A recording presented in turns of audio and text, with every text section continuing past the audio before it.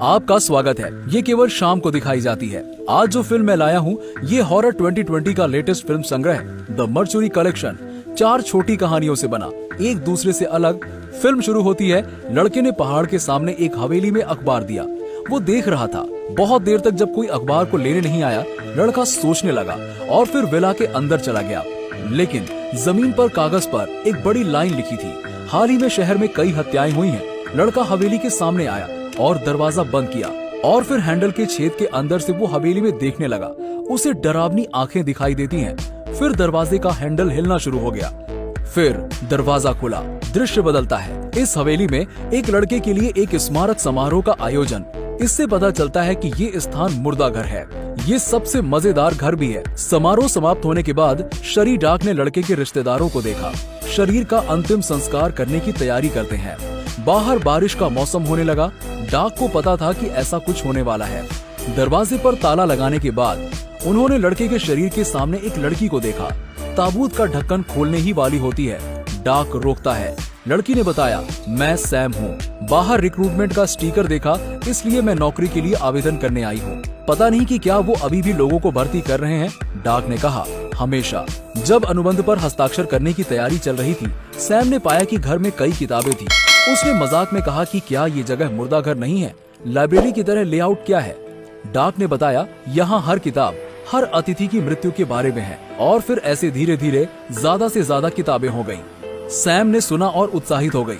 उसने डाक को कुछ किताबों की कहानियां बताने के लिए कहा, मृत्यु की रोमांचक कहानियां। तो डाक ने पहली कहानी बताई। शाम की पार्टी में अकेली लड़की शौचालय गई। लाइट ऑन करके वो स्विच को ढूंढती है। स्विच ना मिलने पर वो बहुत ज्यादा बुरा नहीं मानती। वो शौचालय के ढक्कन पर बैठती है और आज रात क्या क्या चोरी करना है देखती है। इससे पता चलता है कि वो एक पेशेवर चोर है। वो दिखने में सुंदर है और पुरुषों को अपनी तरफ आकर्षित कर लेती है। फिर उसकी संपत्ति चुरा लेती है। आज वो 3 वॉलेट लूटने वाली है। घड़ी और बटुए से सारे पैसे निकालने के बाद पैसों को जेब में डाला और बटुए को कचरे में फेंक दिया। जैसे ही लड़की ने अपना काम खत्म किया, बाहर कदम रखने ही वाली थी, पीछे मेकअप मिरर ने एक अजीब सी आवाज की।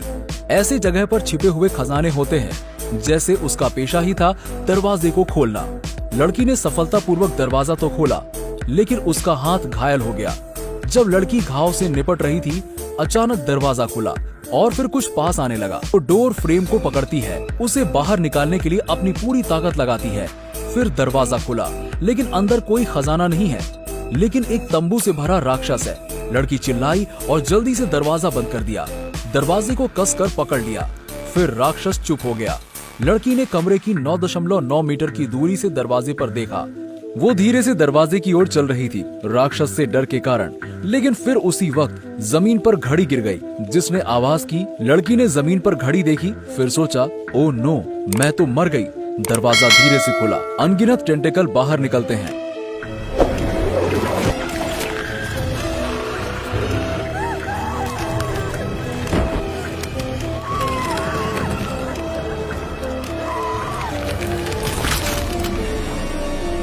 लड़की जैसे तैसे कसकर पकड़ ली गई। छोटे दरवाजे को खींचा, एक टेंटेकल वहां पहुंचा और लाइट्स को बंद किया। अगले शिकार की प्रतीक्षा में सैम ने ये कहानी सुनी। हालांकि ये थोड़ी दिलचस्प था, लेकिन बहुत ज्यादा नहीं। कहानी काफी सरल है। डाक ने कहा, जल्दी मत करो, ये सिर्फ ट्रेलर है। पहले अनुबंध पर हस्ताक्षर कर लें, फिर मैं आगे की कहानी बताता हूँ। सैम के अनुबंध पर हस्ताक्षर करने के बाद डाक ने उसे काम के माहौल को समझाया। हॉलवे पर सैम ने दीवार पर एक पुरानी तस्वीर देखी। तस्वीर में एक व्यक्ति डाक ही थे।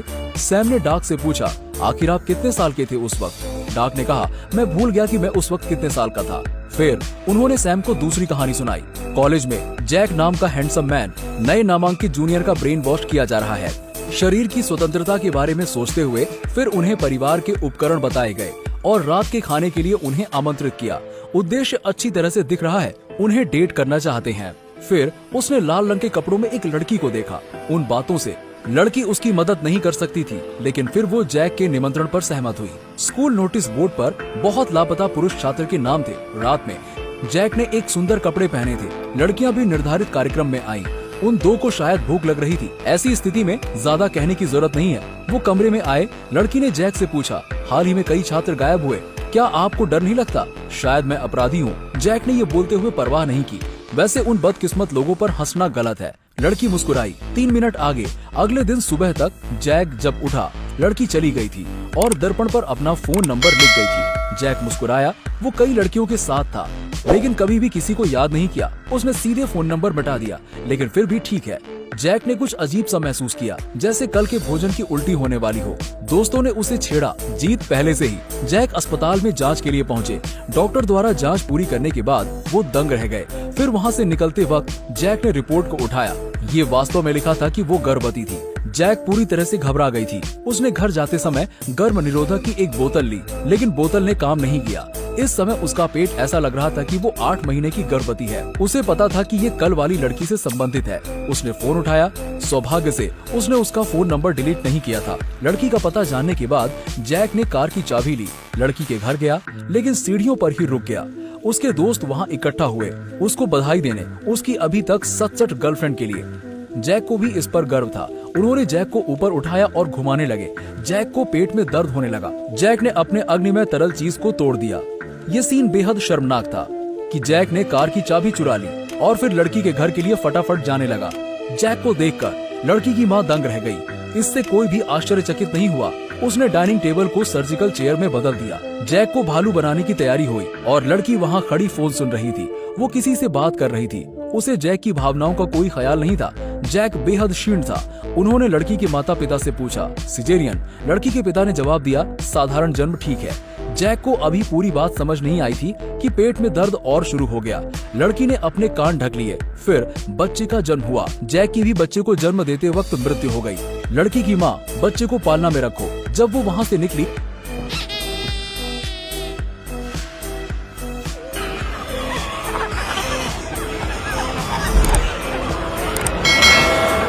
स्कूल बुलेटिन बोर्ड पर एक नया नोटिस देखा। सैम ने ये कहानी सुनी। वो उत्साहित महसूस करती है। रोमांस, सस्पेंस, हॉरर भी है। लेकिन सैम ने कहा कि वो आमतौर पर ऑनलाइन फिल्में देखती है, इसलिए ये थोड़ा उसे खुश करने के लिए पर्याप्त नहीं है। तो ये कुछ ऐसा है जो विशेष रूप से लाशों के इलाज के लिए उपयोग किया जाता है। एक सुंदर लड़की बिस्तर पर पड़ी थी। लड़की के शरीर पर कुछ गुदा है।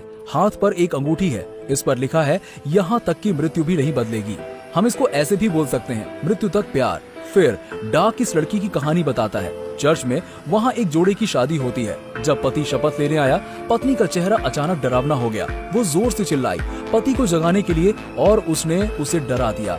फिर ये हुआ कि अब वो दोनों शादी नहीं कर रहे थे क्योंकि पत्नी गंभीर रूप से बीमार थी। वो अब सिर्फ बेड पर रहती थी, खुद से कहीं नहीं जा सकती थी। पति अपनी पत्नी से बहुत प्यार करता है। वो उसे एक पल के लिए भी अकेला नहीं छोड़ता। अपनी पत्नी के दैनिक जीवन का ख्याल रखता। आशा है कि वो जल्द ही ठीक हो जाए, लेकिन वास्तविकता हमेशा कठिन होती है और पत्नी की बीमारी भी ठीक नहीं होती और ज्यादा खराब हो जाती है। अपनी पत्नी के इलाज के लिए परिवार कर्ज में डूब जाता है। केवल बिल का एक गुच्छा बचा है। पति अब और सहन नहीं कर सकता। डॉक्टर ने इस स्थिति को देखते हुए उसकी ओर हाथ बढ़ाया। डॉक्टर ने एक दवा निकाली। विशेष रूप से पति को याद दिलाया, ये दवा यदि ओवरडोज के रूप में इस्तेमाल की गई तो आपके जीवन के लिए खतरा साबित होगी। इसके अलावा कोई नुकसान नहीं होगा। दवा मिलने के बाद पति चुप था। रात में पति ने वो गीत बजाया जो उसकी पत्नी को सबसे ज्यादा अच्छा लगता है। अच्छा खाना तैयार किया और अपनी पत्नी के लिए प्रतिमा भी खरीदी। उसका पसंदीदा आर्कटिक खरगोश का आंकड़ा। उसने धीरे से अपनी पत्नी का हाथ सहलाया। आशा है कि उसकी पत्नी कोई जवाब दे, लेकिन ऐसा नहीं हुआ। उन्होंने दरिया में दवाई डाली, फिर अपनी पत्नी को खिलाते हुए दर्द से आंसू पोंछे। उस समय पत्नी का हाथ थोड़ा सा हिला। उसने हाथ को कसकर पकड़ लिया। पति को पछतावा हुआ। उन्होंने अपनी पत्नी को ठीक करने वाली बेल्ट को हटा दिया और फिर पत्नी ताजे खाए हुए दलिया की उल्टी कर दी। उनमें अपनी पत्नी का सामना करने की हिम्मत नहीं थी। वो खुद को दोषी ठहराने लगे और क्योंकि कोई कॉर्ड नहीं है, पत्नी ने मेज पर अपना सिर टिकाया। पति ने जल्दी से अपनी पत्नी को उठने में मदद की। फिर पता चला उनकी पत्नी ने उनके सिर पर प्रहार किया खरगोश की मूर्ति से। उन्होंने पत्नी के हाथ को छोड़ दिया। फिर पत्नी ने फिर से मारा। ताजा खून मेज पर था। पति ने डॉक्टर से मदद लेने के लिए तुरंत फोन किया। डॉक्टर ने उससे कहा कि सोचो तुम अपने पत्नी के शरीर को कैसे संभाल सकते हो। पति ने डॉक्टर की बात मानकर अपना आपा खो दिया। पत्नी के शरीर को सीने से लगाएं, लेकिन सीना बहुत छोटा है, शरीर में फिट नहीं होगा। पति ने एक घास काटने की मशीन का उपयोग करने का फैसला किया शरीर को विभाजित करने के लिए।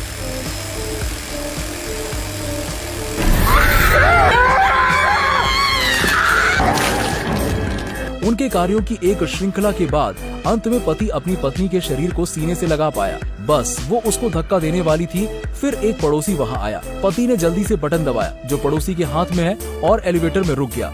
एक समस्या थी।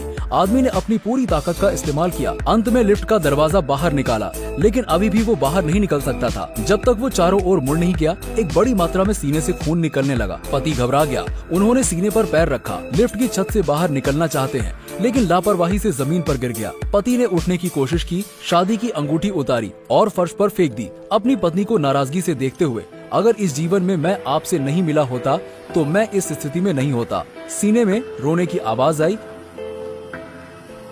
और स्वचालित रूप से एक अंतराल। लिफ्ट स्वतंत्र रूप से गिरने लगी। पति को अपनी पत्नी के साथ सुंदर यादें याद आने लगी। जब वो पहली बार मिले थे, जब उन्होंने प्यार किया था, सब कुछ बहुत सुंदर था। क्योंकि लिफ्ट बहुत जल्दी गिर गई वजन कम होने के कारण। एलिवेटर में खून का जमाव शुरू हो गया। पति भी तैर रहा था और शरीर भी उड़ने लगा। पत्नी का शरीर धीरे धीरे बाहर निकलता है, मुंह खून से भरा हुआ, लेकिन उसने अपने पति को नुकसान नहीं पहुंचाया, बल्कि जमीन पर गिरी अंगूठी को उठाया और अपने पति को फिर से वो अंगूठी पहना दी। फिर पति को गले लगाया। एक व्यक्ति एक शैतान को चूमता है, ये असली डेथ एंड स्टिल लव है। सैम ने ये कहानी सुनी, उसने काफी रोमांचित महसूस किया। डाक उसे शमशान के सामने तक ले आया। लड़के के शरीर का दाह संस्कार करने के लिए उसने जल्दी से डाक को रोका। उसने डाक से सच कहा, वास्तव में मैं नौकरी के लिए आवेदन करने नहीं आई, लेकिन इस लड़के को खोजने के लिए। आपके द्वारा बताई गई 3 कहानियां प्रतिशोध हैं, लेकिन मैं असहमत हूँ। इस लड़के की मौत ने साबित कर दिया कि वास्तविक जीवन में बुरा आदमी विजेता है। मैं आपको उनके बारे में एक कहानी बताती हूँ। ये निकला। सैम मूल रूप से इस लड़की की नैनी थी।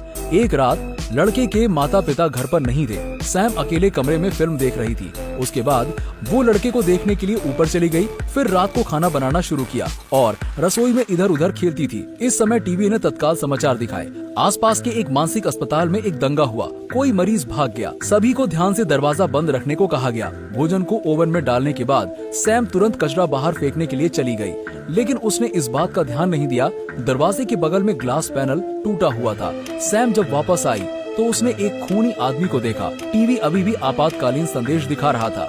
एक सीरियल किलर मानसिक अस्पताल से भाग गया है। उसने बच्चे को मार डाला। सैम चाकू लेने के लिए रसोई में गई। अचानक आदमी उसके पीछे दिखाई दिया। सैम ने कुछ नहीं किया, सीधे जूसर में उसका हाथ खींच लिया। एक हथौड़े से उसके सर पर दे मारा। ये प्रतिक्रिया बेहद अद्भुत थी, लेकिन दुर्भाग्य से महिलाओं की लड़ाई फिर भी पुरुषों के लिए कोई फायदा नहीं थी। आदमी ने सैम को नीचे गिरा दिया। सैम की पिटाई के बाद वो लड़के के कमरे में गया। लड़के का कंबल बाहर खींचा। सैम भी इस समय जागता है। उसने फायर स्टिक उठाया, जल्दबाजी में ऊपर जाने लगा। आदमी को लड़का नहीं मिल रहा है। वो चिल्ला रहा था। पूछा, लड़का कहाँ था? सैम ने जवाब दिया। उसके साथ फिर से लड़ाई शुरू की।